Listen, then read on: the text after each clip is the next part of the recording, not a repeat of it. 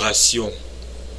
Bien que souvent les gens préfèrent fusionner ces deux types d'autels de façon à n'avoir qu'un seul autel pour pratiquer en même temps sur un même lieu les sacrifices ou les adorations. Maintenant, nous allons parler de comment des autels étaient bâtis, comment les autels étaient dressés. Lorsqu'on lit à Genèse 28, du verset 18 à 22, nous comprenons que pour bâtir un autel, généralement, il fallait d'abord ériger un stèle. Ensuite, verser de l'huile sur le sommet de ce stèle, baptiser cet autel. Après, généralement, on baptisait l'autel avec un nom d'une divinité. Si c'était un autel destiné à l'Éternel, à Dieu, on pouvait bâtir cet autel avec un nom de Dieu correspondant à la façon à laquelle il s'est manifesté à nous. C'est ainsi que quelqu'un pouvait baptiser son autel El Rapha pour montrer que c'est en ce lieu qu'il a obtenu sa guérison par l'intervention de Dieu.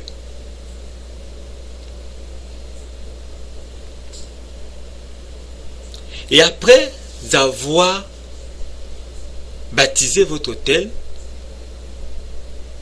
généralement, on rentre dans une autre phase. C'est cette phase que on appelle faire une alliance.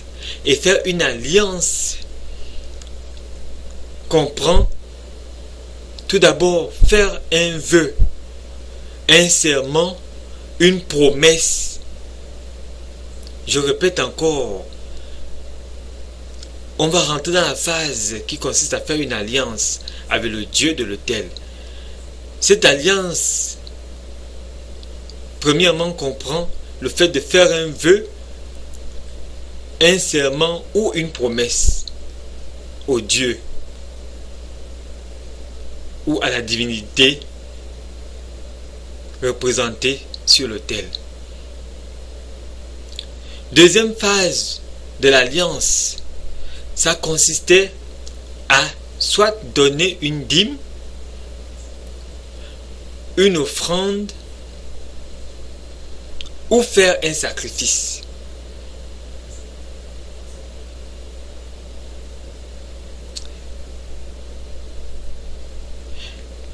Et la dernière phase de l'alliance, c'était de fixer les principes et les règles établis suite à l'alliance. Un exemple très simple. Pour devenir riche, avoir beaucoup d'argent, plusieurs personnes vont pacter, c'est-à-dire faire des alliances avec des démons. Et à la suite de cette alliance, les esprits vont leur imposer des règles à suivre, des principes. C'est ainsi qu'à plusieurs, il sera dit qu'ils devront dépenser tout l'argent qu'ils vont recevoir avant le coucher du soleil. À certains, il sera dit de dépenser tout ce qu'ils ont sans rien faire de durable. C'est ainsi que vous allez voir plusieurs vont utiliser tout leur argent pour aller consommer de l'alcool. Ils vont utiliser tout leur argent en un jour avant même le coucher du soleil. Ce sont des principes, ce sont les règles imposées par les esprits dues à leur alliance avec ces esprits. Il y a plusieurs lois qui peuvent être données par des esprits pour respecter l'alliance. Et après l'alliance, dans le processus de bâtir un autel, on a la dernière étape, c'est justement d'invoquer le Dieu de l'autel pour le remercier, de le louer, de l'élever. Cette phase consiste à clôturer l'alliance, de se soumettre à lui. Ce sont là les étapes qui étaient utilisées dans le passé pour bâtir un autel. Maintenant, nous allons voir les pratiques qui se font sur les autels. Tout d'abord, mon frère, ma soeur, suivez attentivement ce qui se passe ici. Parce que c'est de là que vous allez obtenir la délivrance de vos familles. Au niveau des pratiques,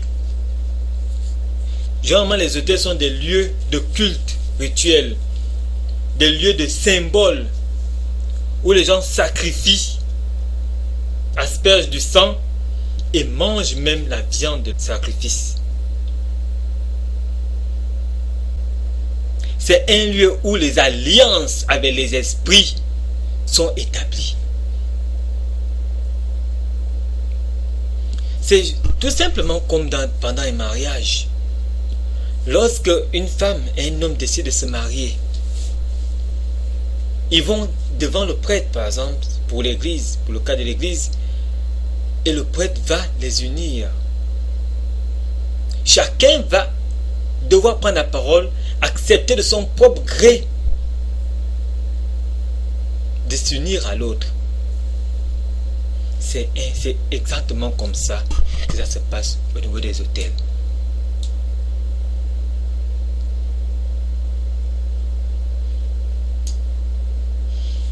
Tu seras en contact avec une divinité et tu acceptes que la divinité vienne agir dans ta vie en fonction de ce que tu veux. Plusieurs vont invoquer les démons juste pour pouvoir acheter une nouvelle voiture. Certains vont pacter avec le diable juste pour pouvoir avoir et pour pouvoir épouser une femme. D'autres vont même jusqu'à sacrifier les membres de leur famille juste pour pouvoir avoir un poste ministériel, pour pouvoir devenir président. C'est pour ça, mon frère, vous allez remarquer que beaucoup d'hommes politiques, lorsqu'ils se présentent aux élections présidentielles, avant la fin des élections, avant la fin de la campagne, vous allez entendre qu'une personne est morte dans sa famille. Deux fois c'est sa mère, deux fois c'est son fils, deux fois c'est une personne qui était très proche. Quand vous voyez ce genre de pratiques, ne cherchez plus à comprendre. Il y a un lien avec les autels dans cette famille.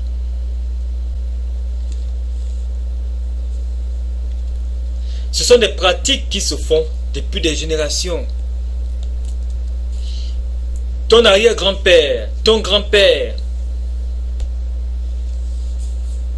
avait apporté ce sacrifice dans vos familles. On vous parle des lois, on vous parle des totems. Vous ne savez pas d'où viennent ces lois. Vous ne savez pas qui a instauré ces lois. Ça peut venir des esprits, des démons, en fonction des principes qu'ils ont établis sur leurs autels avec les démons. Donc, comme je disais, les autels sont des lieux où le sang règne, où on asperge le sang partout. Bien-aimés dans le Seigneur, vous savez, pour cette histoire du sang, il faut faire très attention. Quand vous lisez la Genèse 9 du verset 4 à 5, vous allez comprendre que le sang est le symbole d'une vie. Exactement comme le sang de l'agneau symbolisait cette vie que Jésus-Christ, notre Seigneur, devait venir perdre sur la croix pour les péchés de l'humanité. Alors, lorsque vous partez voir les ngangas, les charlatans, les féticheurs, les sorciers, et qu'ils manipulent du sang, que ce soit le sang des animaux, vous devez vous poser cette question.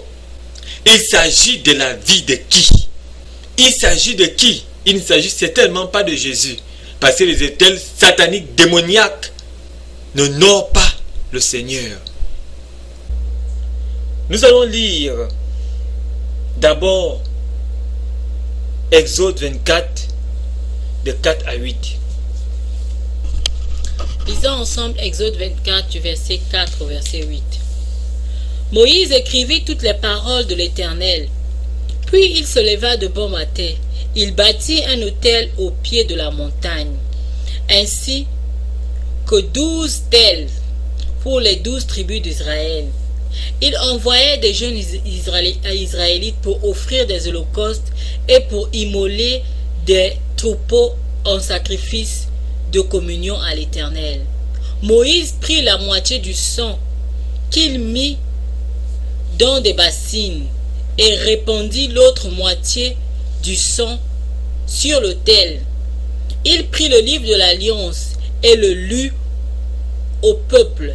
Ils dirent: nous exécuterons tout ce que l'Éternel a dit et nous obéirons. Moïse prit le sang et le répandit sur le peuple en disant: voici le sang de l'alliance que l'Éternel a conclue avec vous sur la base de toutes ces paroles. Amen. Mon frère, ma soeur, vous avez bien entendu le sang.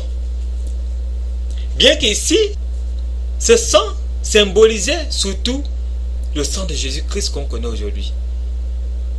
Le sang de l'agneau. Mais laissez-moi vous dire que beaucoup de personnes, beaucoup de sectes ont perverti ces choses. Aujourd'hui, plusieurs types de sacrifices se font sur des autels.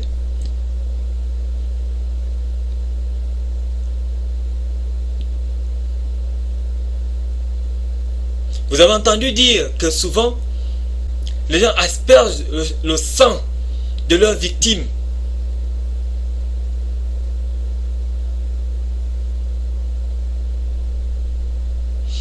Les lieux de sacrifice sont devenus des lieux où on manipule beaucoup du sang.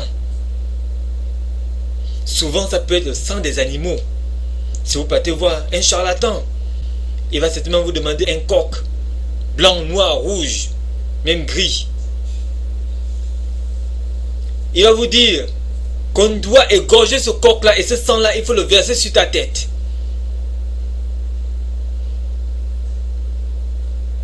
Vous savez, frères et sœurs, vraiment c'est très dangereux.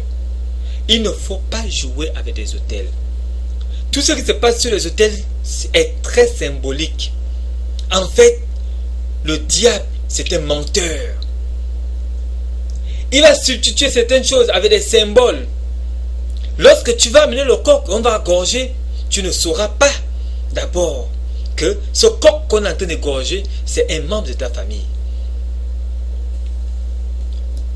On va d'abord te demander de citer les noms des membres de ta famille avant d'égorger le coq. Tu n'auras même pas la présence d'esprit de faire un rapprochement. En fait, c'est pour ça que je vous dis, ne vous laissez pas tromper par l'ennemi. Et lorsque tu vas citer les noms des membres de ta famille, on va égorger le coq, on va verser le sang sur toi. Tu sais ce que ça veut dire? Que tu as sacrifié un membre de ta famille. Et le diable va se servir au choix. Il y a d'autres personnes, dans les témoignages, ils disent qu'ils sont allés voir un ganga et un charlatan. Le charlatan leur a demandé de prendre des petits bouts de bois et de citer les noms à chaque fois qu'il lève un petit bout de bois en l'air. Et il dépose ces petits bouts de bois là sur un drap et l'un des bouts de bois va se casser tout seul. Vous vous imaginez? Ce sont les pratiques qui se font sur les autels. Alors, Il faut te tenir loin des autels, mon frère. Ne va pas glisser ta main dans ces choses. Quand tu ne contrôles pas une chose, ne va pas mettre ton doigt là-dedans. Nous allons continuer. On a vu que le sang coule sur les lieux d'autel. Nous allons continuer également avec Deutéronome 27 à partir du verset 7.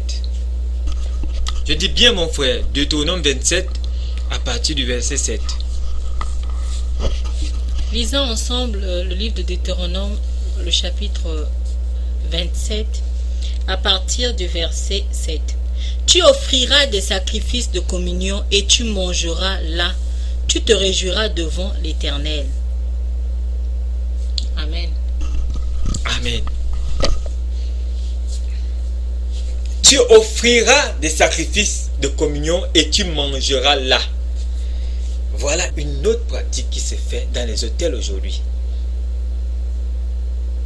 Vous allez voir des groupes de personnes vont aller sur un lieu.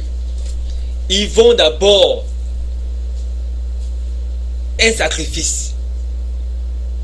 Ils vont préparer. Ils vont faire des incantations sur cette nourriture. À partir de la viande du sacrifice, ils vont la préparer, ils vont la cuisiner et ils vont faire des incantations.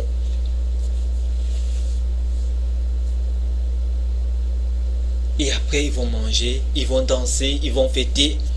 C'est pour cela, mon frère, lorsque tu vois les sociétés secrètes, lorsque tu vois les gens faire des cultes bizarres, il ne faut pas accepter d'aller partager leur table. Tu ne sais pas ce qu'ils sont en train de manger.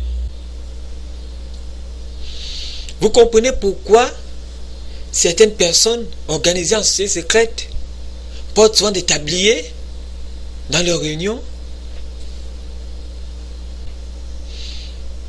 Ainsi, ils s'apprêtent à manger. Manger qui? Manger quoi? Manger comment? À vous de voir. Alors, si vous êtes dans des réunions où les gens ont des tabliers, je vous demande de sortir de ces milieux.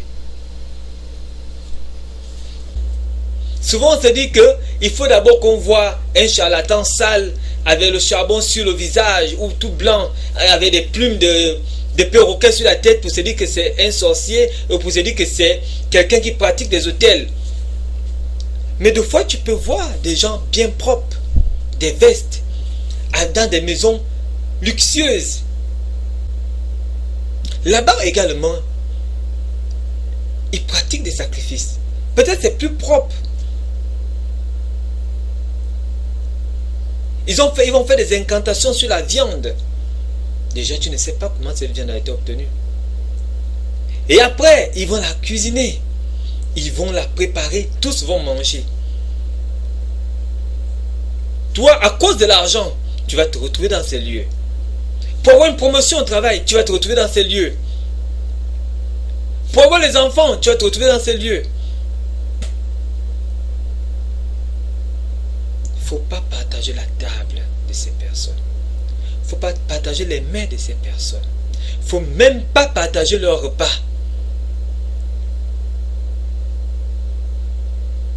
C'est comme ça qu'on vous implique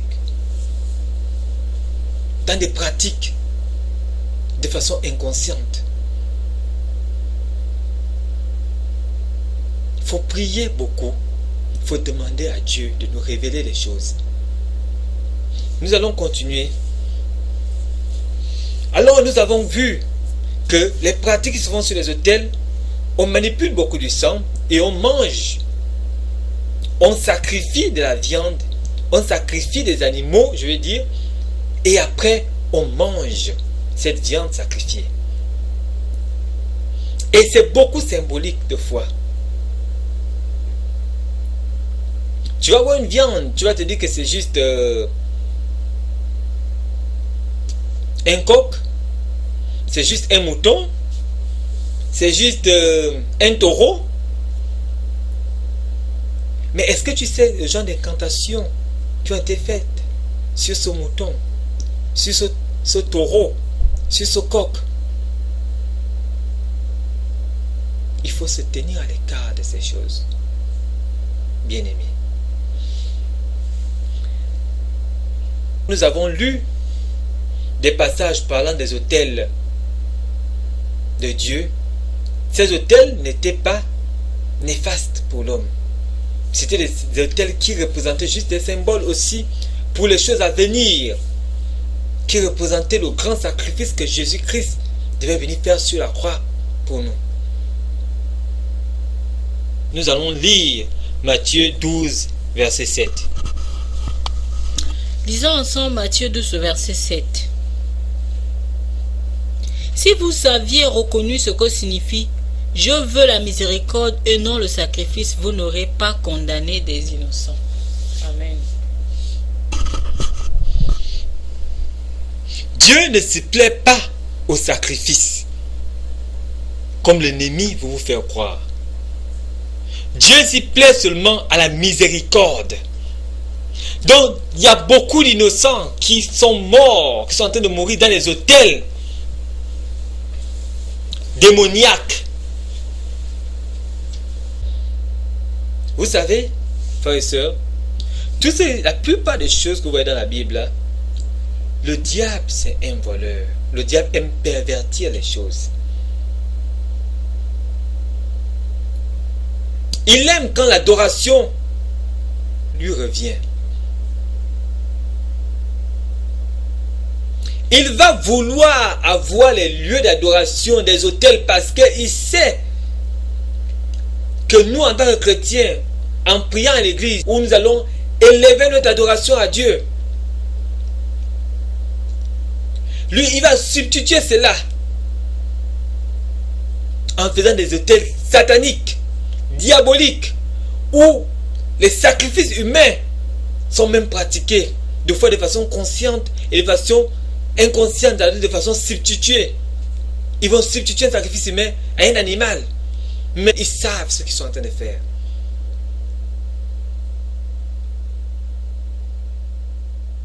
Mon frère, il faut faire très attention où tu mets tes pieds.